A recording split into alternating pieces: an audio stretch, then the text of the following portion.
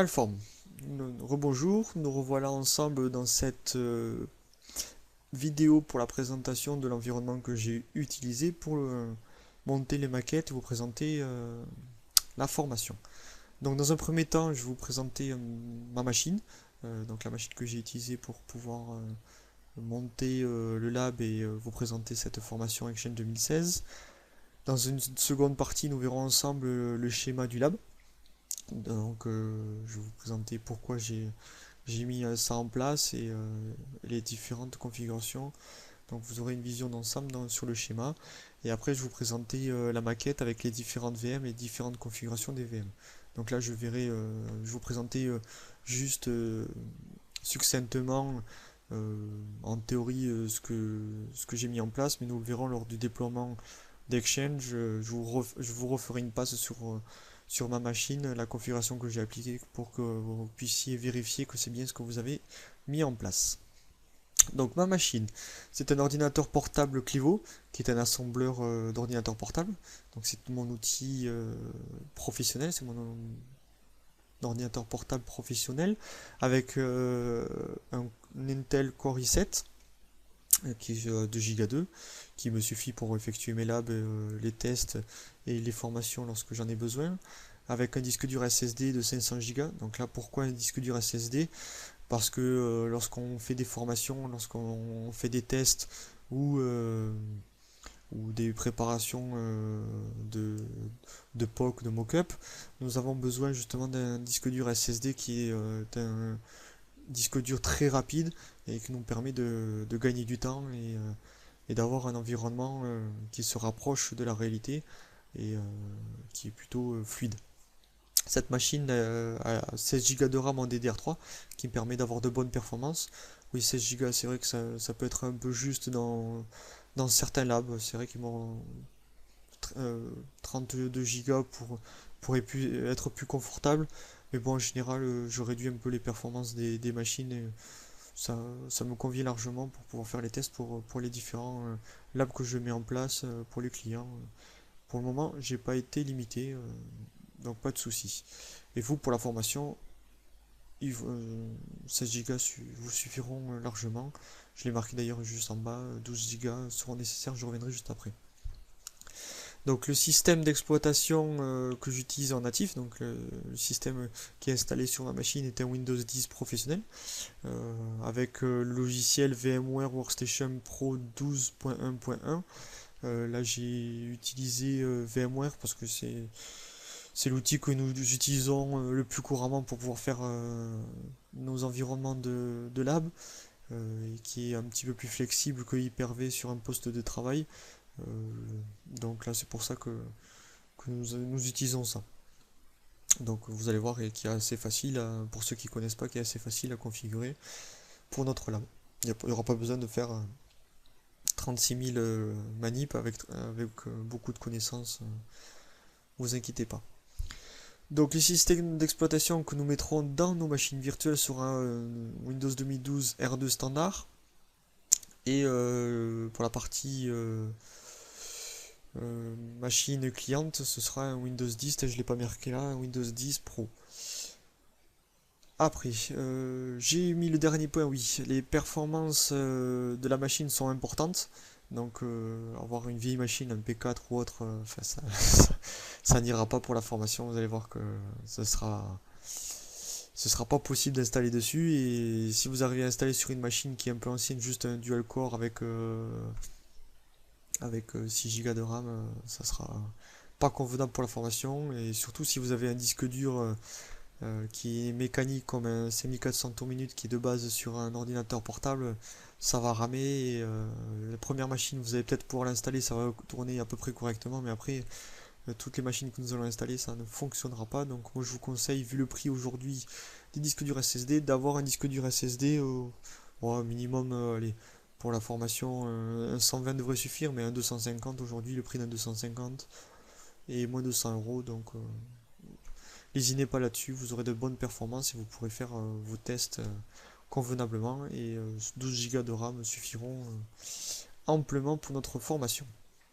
Alors le schéma que j'ai mis en place, regardez la partie internet, en fait celle-là Euh, c'est la partie que je vous présenterai pas réellement lors de la configuration, donc qui est la partie en fait uniquement DNS et éventuellement troubleshooting pour pouvoir effectuer des réelles connexions depuis l'extérieur. Donc cette partie nous la verrons en théorie, qui est la configuration des DNS. Sur votre zone domaine public, je vais vous présenter les différents prérequis et différentes configurations qui sont nécessaires à appliquer là-dessus, mais nous ne le verrons pas parce qu'il aurait fallu que je passe plus de temps dans cette formation là-dessus et je souhaitais approfondir d'autres sujets pour pouvoir vous transmettre le plus de connaissances possible parce que cette partie, pour moi, si vous avez compris le reste et que si vous avez compris la partie DNS, la partie configuration locale, la partie extérieure, je vais vous la présenter, je vais vous expliquer ce qu'il faut faire et vous n'aurez pas de mal à l'appliquer. Donc c'est pour ça que c'est une partie pour moi qui me semblait pas, qui me semblait pas nécessaire de faire ensemble. Il aurait fallu justement que j'achète un nom de domaine externe pour pouvoir la faire. Alors, dans notre environnement local, donc là je représente un peu notre VMware avec nos différentes VM qui seront connectées sur l'environnement réseau de type NAT. Donc moi j'ai choisi de nommer notre lab, notre annuaire Active Directory, notre zone locale alform.lab avec le premier domaine controller qui sera un Windows 2012 R2 comme je l'ai présenté précédemment, que j'ai nommé DC-01 tout simplement. Euh, Pas besoin de se prendre la tête pour le nommage DC comme domaine contrôleur et 01 parce que c'est le premier. Je lui ai installé le rôle ADDS qui est pour la partie annuaire, pour pouvoir mettre les objets d'annuaire, tous les comptes, etc. Donc pour ceux qui connaissent, c'est la partie où on stockera la configuration Exchange, où on se basera sur les comptes des utilisateurs pour notre système de messagerie Exchange. La partie ADDS qui est Active Directory Domain and Services, qui est partie Active Directory Certificate and Services, excusez-moi. C'est la partie certificat de Microsoft, Server. Pourquoi j'ai mis ça en place? Parce que je souhaitais vous montrer un petit peu la réalité lorsqu'on le trouve en entreprise. La plupart des entreprises ont justement une autorité de certification professionnelle interne. Et pour la partie externe, les accès des clients, le téléphone, tout ça, ils utilisent un autre type de certificat que je vous présenterai dans la formation, dans la partie certificat. La deuxième machine, qui est EXCH-01, avec un Windows Server 2012 R2 standard, où nous installerons notre Exchange 2016, avec l'adresse IP 192.168.5.11, et le rôle Mailbox qui sera le rôle de notre Exchange 2016. Pourquoi le rôle Mailbox? Ça nous verrons dans la présentation. Pourquoi j'ai installé uniquement ce rôle? Ça sera expliqué dans la partie de présentation. Je reviens sur la partie du domaine contrôleur. Donc lui, je lui ai mis la point 5.10 pour commencer notre adressage IP. Alors, cette machine virtuelle, pourquoi je l'ai mis en place? Tout simplement pour pouvoir avoir la simulation d'un poste client d'un utilisateur avec un Outlook pour établir les connexions de notre Exchange, montrer qu'il est fonctionnel et se rapprocher le plus possible d'un environnement professionnel de production. Donc là, j'ai installé un Windows 10 dessus, professionnel, parce que j'avais les sources et aussi pour vous présenter la formation avec les derniers produits Microsoft et également le Outlook dans sa dernière version Outlook 2016. Et cette machine, je l'ai mis 192.168.5.12. Allez, passons à la maquette. Donc l'outil que j'ai utilisé c'est VMware Workstation 12.1 1 Pro. Si vous avez des versions un peu plus anciennes, version 10, version 11 et pas en version Pro, c'est pas un souci. Vous pourrez faire le lab sans problème. Il y a pas besoin d'avoir la dernière version, donc moi je l'ai parce que j'utilise professionnellement, mais les autres versions vous iront aussi. Donc là après, j'ai mis en place sur les réseaux virtuels de VMware un réseau en 192.168.5.0 en /24. Donc là c'est du classe C, donc du réseau privé. Et le type de réseau que nous utiliserons sera le réseau NAT. Pourquoi? Parce que nous avons vu sur le schéma que j'ai souhaité cloisonner notre environnement de lab de ma machine physique. Mais pourquoi du NAT? Parce que je souhaitais quand même que nos machines accèdent à Internet pour pouvoir faire les mises à jour, donc sortir de notre réseau cloisonné et faire les demandes à notre machine physique d'accéder à Internet, tout simplement. Donc la première machine sera notre domaine contrôleur, notre contrôleur d'annuaire, qui aura le service DNS, je le rappelle, service de certificat et service d'annuaire, avec un processeur